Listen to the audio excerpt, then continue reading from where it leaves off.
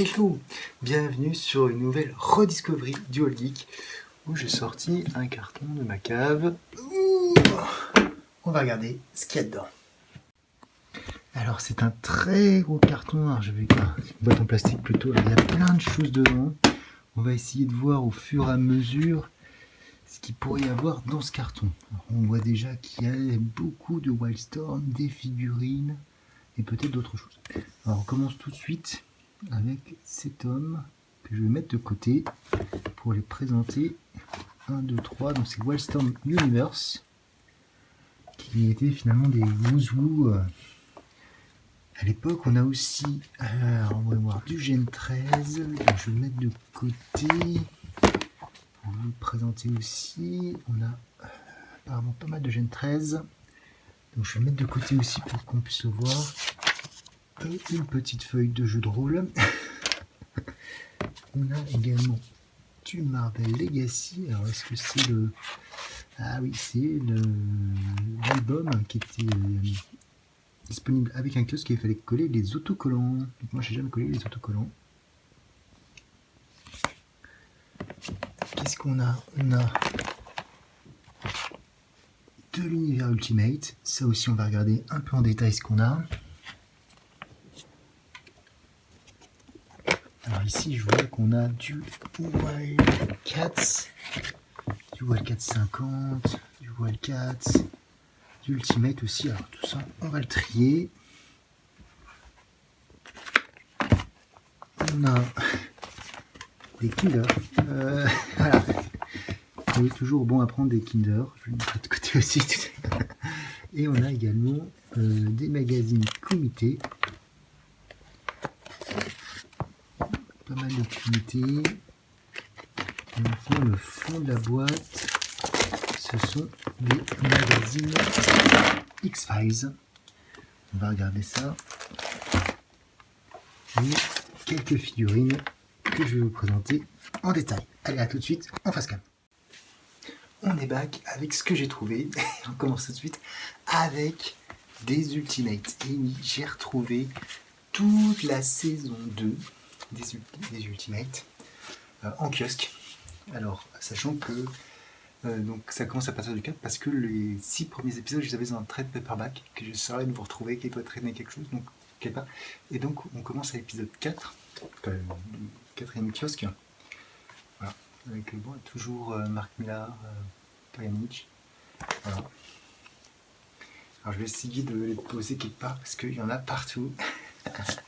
Après, on avait le numéro 5 avec la guerre avec les X-Men qui se parcourait sur plusieurs numéros. Voilà, au moins ces 2 numéros avec les X-Men qui étaient également scénarisés par Millar à l'époque. Facile de faire un crossover. Du coup, c'était Chris Bacalo au dessin. Que je dise pas de bêtises, parce que je dis souvent des bêtises. Non, c'est ça. Je sais pas mettre de reflets, c'est un peu compliqué, c'est très sombre.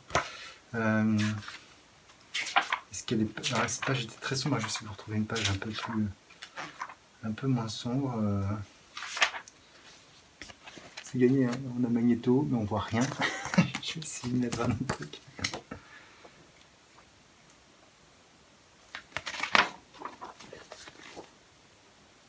Voilà, on la reconnaît là, c'est bon. Et après on enchaîne avec la suite, avec le 7, avec le 8, avec le 9 qui devait être le dernier, qui devait comporter les épisodes de... Je crois que ça se finit le 12. Oui, tout à fait. Et avec le premier épisode d'Ultimate 6. Ultimate 6, parce que donc... à l'époque, Panini, au lieu de mettre les épisodes de Ultimate 6 dans Ultimate Spider-Man, les avait mis dans Ultimate. Donc on a quelques numéros. Voilà, donc le 11, le 12, 10, 11. Celle-là, je l'aime pas parce que c'est elle spoiler. Je vais essayer de vous la montrer comme ça, juste pour vous montrer. Voilà, elle spoil un petit peu. Et puis ça se termine sur 3 numéros. Plus le prélude, voilà, c'est ça, c'est parce que Ultimate 6, je sais pas de bêtises, et que je ne spoil pas la couverture que je ne voulais pas vous spoiler du coup. Voilà, c'est en 6 parties. Voilà. Et après, on recommence. Alors la même chose, hein, Panini avait bien délié. On se retrouvait avec là aussi une autre mini, Ultimate Cauchemar. Voilà. Après, on avait donc Cauchemar donc sur 13, 14, 15. Et après, on avait Ultimate qui devait terminer la saison, je sais plus.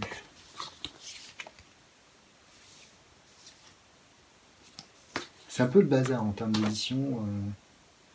Et après, on avait Ultimate Secret. Ultimate Secret d'ailleurs qui doit commencer, je sais pas, au niveau du procédé peut-être. Donc, Ultimate Secret, donc sur tous les épisodes. Hop. Et après, on avait, il me semble, un autre truc. Je sais plus, il y a tellement de choses dedans. Qu'est-ce qu'il y a là? C'est Ultimate Annual avec les défenseurs, je crois, ou quelque chose comme ça.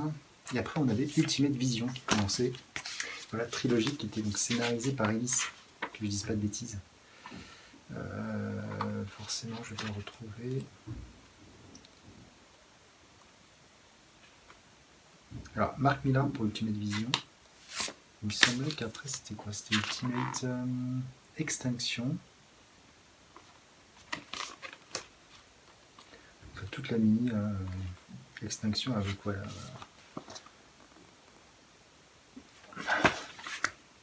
On s'en sortit avec les 4 fantastiques, version Ultimate.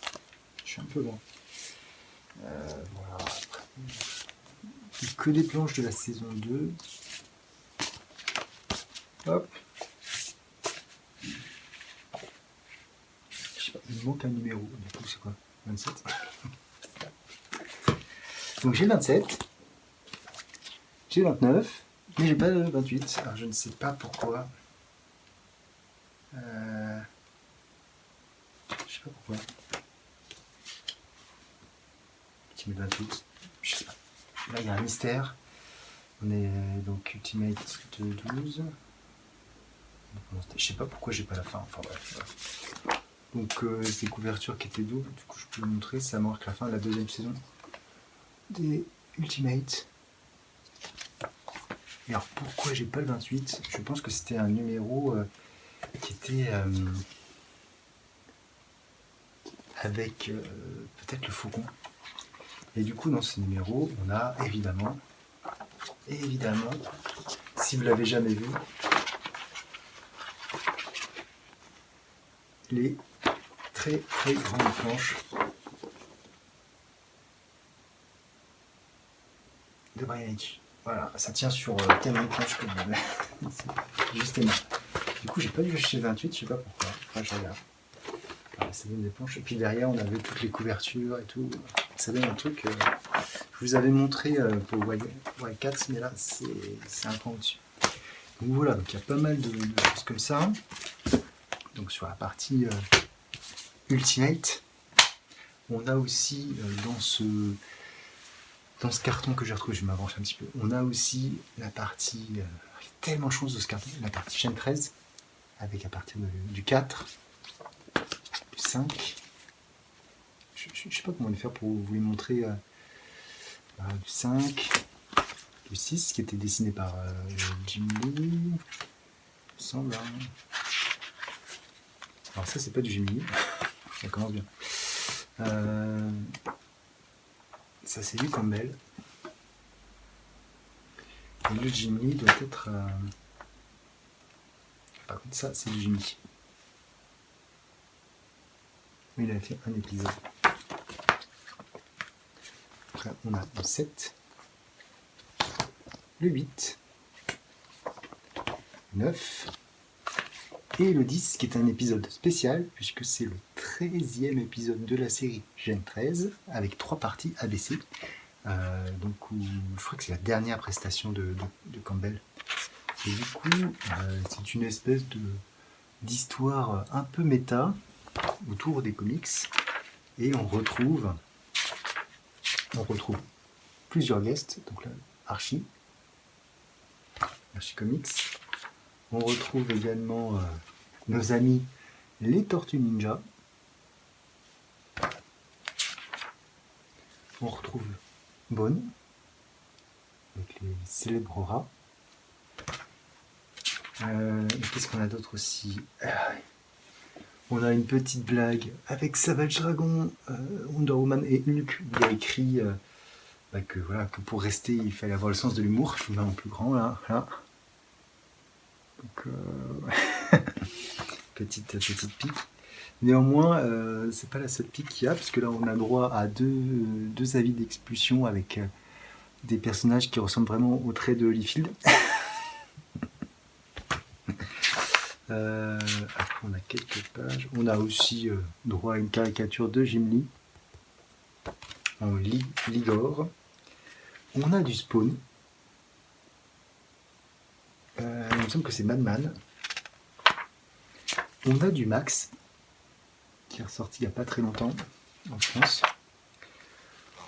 On a du She, qui est ici. On a du Lady Death.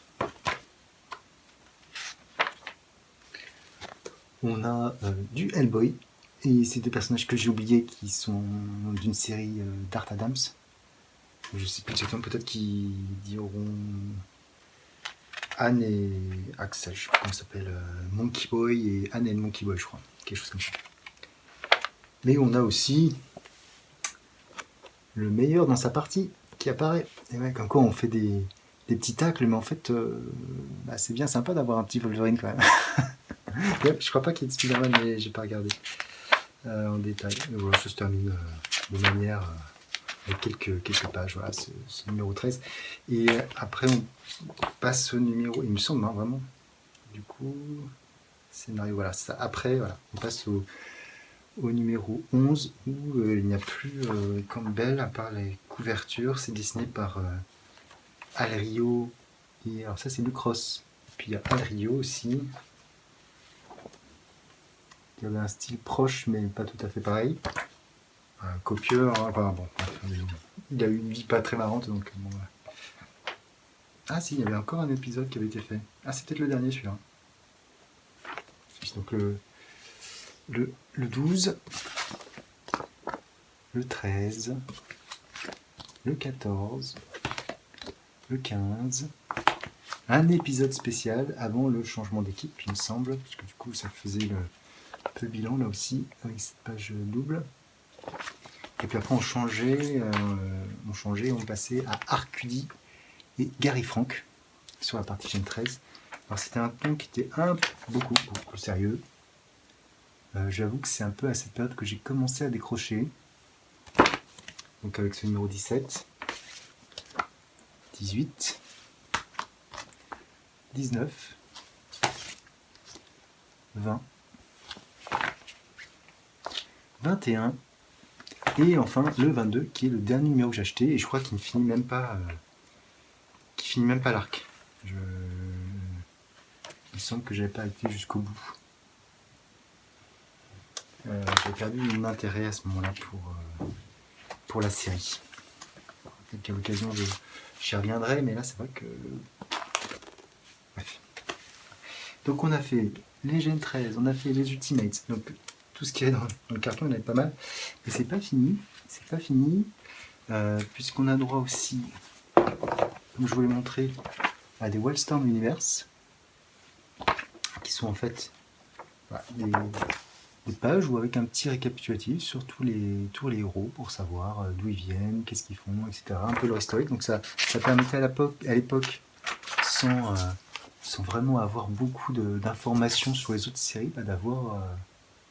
d'avoir tout ce qu'il faut. Donc j'en avais acheté, donc ça c'est le 3, il y a le 1, le 2 et le 1. Qui permettait en 3 fascicules d'avoir vraiment pas mal de héros de Wildstorm, avec voilà, après il y a des trucs pour les identifier par rapport à la couverture, donc la couverture qui est là, hop, et avec un petit bouzou derrière. C'est plutôt pas mal, hein. Du coup, est-ce qu'il y en a que vous connaissez? Voilà, on va faire Fairchild, Captain Fairchild, effectivement de Gen 13, donc dessiné par Adam Warren. Et est-ce qu'on a d'autres personnages? Il y en a qui sont vraiment Voilà, Stormwatch, première équipe, voilà, avec Backlash au fond. Attends, je vous ai parlé de nombreuses fois. Et donc ici, il y a ces 3 numéros, donc tout ça c'est de la VO. Et puis après, on a d'autres numéros en VO. J'ai du Deviate. Sûrement parce qu'il y avait ce crossover avec Gen 13 qui s'appelle Slipstream. Donc j'avais acheté des numéros de Deviate pour pouvoir avoir le... C'est sorti en français ça aussi. Pour avoir tout le... Alors là aussi c'est une double page. Voilà. Je me souviens absolument plus de l'histoire, donc je pourrais pas vous dire de quoi il en retourne. Je les ai gardés par nostalgie, parce que ça fait vraiment des années que je les ai pas relus. Et après, on avait le crossover Fire from Heaven. Du coup, j'avais acheté des numéros. Voilà. Fire from Heaven, c'est le second event Wildstorm qui s'est écoulé sur 20 numéros. 20 numéros. Du coup, j'avais acheté le Wildcats et Wetworks. Wetworks, c'est une série que j'ai revendue, donc je sais pas pourquoi je l'avais acheté en VO à l'époque. Voilà. Et après, j'avais suivi un petit peu le Wildcats à partir du 37, sachant que la suite d'Ennova devait partir à partir de là. Je crois qu'il y avait... Donc ça va être la suite de Nova, 37, 38. Alors c'est dessiné par Matt Broom, qui a un style pas désagréable. Par contre, là aussi, ça fait très longtemps que je ne les ai pas lus. Je ne pourrais pas vous dire exactement de quoi il en retourne. Donc c'est l'épisode 39. Et j'avais laissé tomber et j'avais acheté le numéro anniversaire, le numéro 50. Où tout, donc couverture de Jim Lee, où tous les personnages avaient été redesignés pour l'occasion. Je ne sais pas si c'est vraiment très très heureux. Voilà. Et qui on avait d'autres. On avait donc du James Robinson avec du Jim Lee, Brodon Choi et Benes, Alan Moore et Travis Charest. Je vais regarder ça. Du coup, Travis Charest qui est un auteur qui se fait très rare, sachant qu'Alan Moore a fait la deuxième partie avec Travis Charest des Wildcats quand ils étaient envoyés sur planète. Donc voilà, on reconnaît le trait de Travis Charest qui se fait très très rare. Effectivement. Donc voilà, c'est pour la partie VO. Pour la partie VO, après on a des trucs peut-être un peu plus anecdotiques, je vais essayer de vous montrer aussi. Donc on avait le Marvel Legacy, dont je vous ai parlé tout à l'heure, donc avec toutes les... Voilà, c'est ça. Dans les 4 softs qu'il y avait ici, il y avait des images à coller, et on pouvait en acheter aussi. Ce qui est bien, c'est qu'en fait ça reprend tous les events et un certain nombre de jalons historiques de l'univers Marvel. Alors j'ai pas les couvertures, mais bon, après il y a toutes les... Voilà, par exemple là je vois Atlantis Attack, Acte de Vengeance, Inferno, la saga du clone, un certain nombre de... Donc par ordre chronologique, donc c'était plutôt pas mal parce que ça permettait de voir un petit peu, donc là les années 2013, Dictamination, etc. Avec la couverture d'Alex Ross, en couleur et en noir et blanc. C'est plutôt pas mal. Et pour finir dans ce carton, parce que vous me direz, mais il y en avait des choses. Et oui, je ne vous ai pas tout montré. Il y a aussi des numéros d'X-Files. BD X-Files. Des tonnes de BD X-Files. Voilà. Donc je ne vous les montre pas forcément parce que moi je ne les ai pas lus. C'est pas à moi. Donc je vais les mettre de côté. Par contre, après moi, ce que j'ai acheté et que je peux vous faire partager aussi, c'est ce magazine Kumite, qui était un magazine qui se vendait avec une cassette vidéo à l'époque. Eh oui. Donc, qui était voilà, le mag, le film, 69 francs. Je sais pas de quand ça date. 99. Voilà, en fait, c'était donc un article sur les films de Kung Fu. Donc là, on avait un tout, comme le premier, c'était le Drunken Master avec Jackie Chan. Donc il y avait tout un récapitulatif de son parcours, du film. Donc c'était une très bonne source d'information. Voilà, donc c'était des jeux vidéo aussi, du judo, des choses sur la culture asiatique, des films d'action. Le numéro 2, je ne l'avais pas acheté, je me suis dit pourquoi j'ai pas le numéro 2, parce que c'était Chuck Norris, je ne l'avais pas acheté celui-là. Par contre, j'avais acheté le numéro 3, avec le film qui était proposé à l'époque, donc Nicky Larson, Nicky Larson avec Jackie Chan. Beaucoup de Jackie Chan dans cette collection. Et on avait plein de choses sur Jackie Chan. C'était plutôt pas mal, c'était vraiment une source d'information en 99. C'était plutôt pas mal. Et puis on avait même un truc sur Nicky Larson, City Hunter. Voilà. Après le numéro 4. Avec cette fois on passe à Jet Li avec Black Mask, qui est un très bon film aussi, que j'ai beaucoup aimé, qui était très violent, qui était vraiment sympa. Le frelon vert avec Bruce Lee, avec plein de choses en fait dans ce mag. C'est vraiment une petite mine d'or, je regrette pas de les avoir retrouvés. Le numéro 5, c'était avec quoi le numéro 5? Je me demande si c'était pas avec Il était une fois en Amérique, parce qu'on voit Chang-Li, mais c'est pas ça le film qu'il y avait dedans. Je crois pas en fait, rien du tout. Voilà, Asian News, voilà. Je vais passer un peu vite sur la suite. Parce que je crois que c'était pas ça le film, ça devait être C'était quoi le film? Je sais pas. Après on avait un très bon article sur Tigre et Dragon, qui est mon film préféré de Wuxiapan, c'est comme ça qu'on appelle les films de sabre. Et il devait y avoir The Blade, je pense. The Blade avec de Tsui Hark, que j'avais pas beaucoup aimé. Mais bon, c'est ça, le manchot. C'est pas ces images que vous avez dans le film, mais voilà, le bretteur au manchot. Après, on avait une page avec le Pacte des loups qui était sorti à l'époque, hein, le Pacte des loups qui avait fait pas mal parler, effectivement. Et après, hop, le numéro 8. Là, avec Battle Yarrow. J'en ai des souvenirs, c'était un peu bizarre comme film, mais bon, voilà.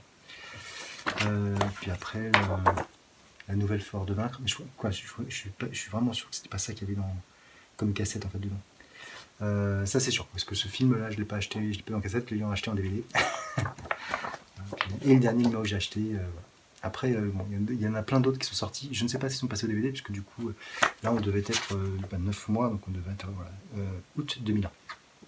Août 2001. Voilà. Donc, plein de choses, Shaolin Soccer.